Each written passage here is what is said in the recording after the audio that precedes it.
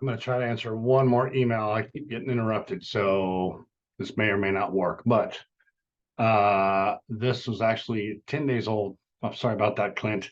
Clint says, hello, I recently found your YouTube channel. I have a question about continuing my education. I have a 2-year degree and my RT, RCT with 11 years experience. I'm considering getting either my BS in radiologic science online from Midwestern in Texas or my BS in health science from my local university. As far as future career paths, it's unlikely I would go into hospital administration. I would more likely to attempt to transition into our education department or possibly pursue a master's in order to teach at the community college level or university level. I'd love to hear any thoughts. So I've already tried this twice, so I don't know what I've said and what I haven't said. Well, I know I haven't said any of it now, so I guess I'll just start over. 11 years is, I'm going to guess you're probably getting a little bit bored with what you're doing, depending on how many different modalities you got. You got radiography and CT credentials. You may be, helping out in MRI for all I know, or IR or something else. But 11 years, you start to get a little bit restless. And so I can see why you might be considering transitioning into education. That's what I did. I went from modality to administration to education, and found out education, at least at the school I was at, was a horrible mistake. And that could be a whole nother video about all the horrible things I saw in that program. But to keep this specific to you, first of all, go after whatever degree makes you happy. I pursued all the way to my doctorate and got that a couple of years ago. And it's funny how many people would tell me, or say to me, why are you getting your master's? Why are you getting your doctorate? It's not going to make you any more money in administration or as a technologist. And I would say that that's not why I'm getting the degree. It's a personal goal of mine that I've had my whole life.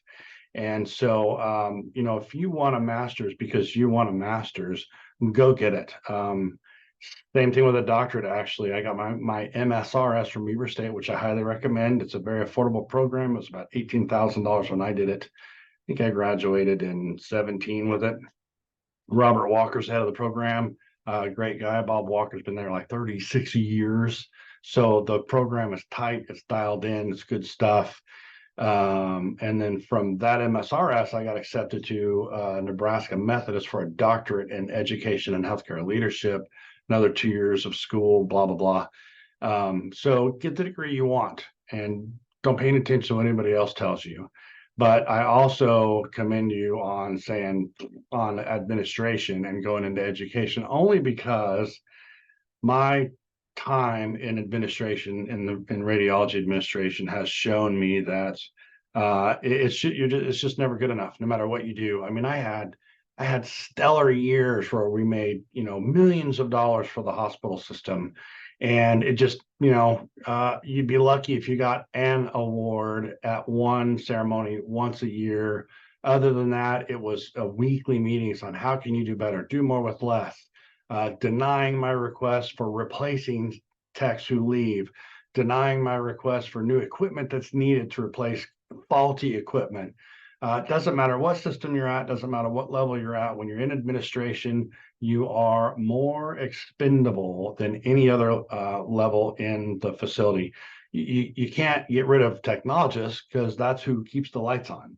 Who's going to do the exams if you don't have the technologists? So when it comes to job satisfaction, career longevity, I totally applaud you for figuring out that hospital administration is not the way to go. Now, education, my rose-colored glasses, my tinted view of how I thought that was going to work was, you teach some classes, you get really good at them because you're teaching the same classes over and over. You become kind of a master in those subjects. You create a presentation that you kind of reuse year after year. I mean, you change it to make it better, to add new technology, to do things that maybe teach the concept better over time. But for the most part, you should have this established lesson plan that you give, and over the years it gets better and better because you have feedback from students every year and all that. But what I realized in the radiography program, as opposed to just a teacher or professor of a particular class, in the radiography program, you are going to teach, first semester, you're going to teach patient care and intro to healthcare and all that stuff. And then the second semester, a whole nother set of classes. And then third semester, a whole nother set of classes. And so by the time you loop back around to that first semester again, you haven't seen that class in 4 or 5 semesters. So it's not impossible, but it's not as easy as you might think, as far as, if you taught algebra, five classes of algebra in the fall, and then 5 classes of algebra in the spring, and then 2 sessions over the summer, you're teaching that same class over and over and over again. You get really good at it. You hone in your presentation. It becomes almost second nature. But in a radiography program or a skills-based program where you're changing the classes every semester, you really got to stay on top of your stuff and have a bigger breadth of knowledge, and spend more time kind of keeping up with the curriculum and your test database and your outcomes and all these things you have to do for the requirements to run a program. So your master's plays into education, a doctorate would play into education. Education as a whole is going to pay way less. It paid almost a third of what I made as a radiology administrator. And so you have to know that to move into an educational role with your skill and knowledge as a technologist, you're going to take a huge cut in pay. In fact, what you commonly see are technologists who are full-time technologists teach part-time classes because they want to teach, but the money's just not there. And it doesn't matter what you do, the money's never going to be there. Education is never going to pay what it needs to pay. Just like police never get paid what they should get paid, firemen, EMTs, all those necessary careers. I don't know how that works. They just don't get paid what they're worth.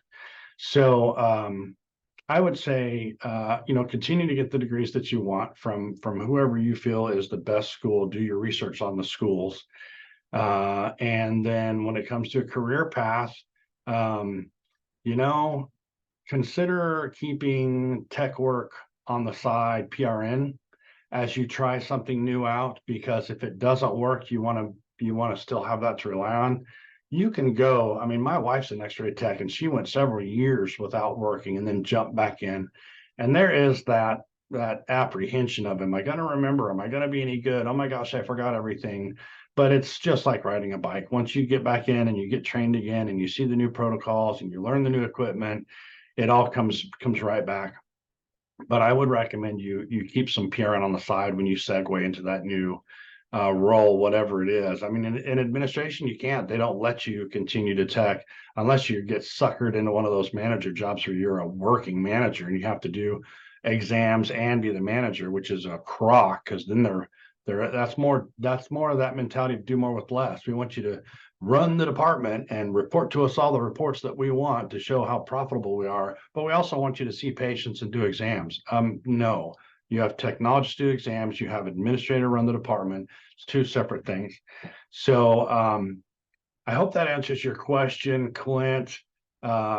Lots of stuff on my YouTube channel, which you found. I also have the blog, the radiologictechnologist.com, 250 plus articles on there.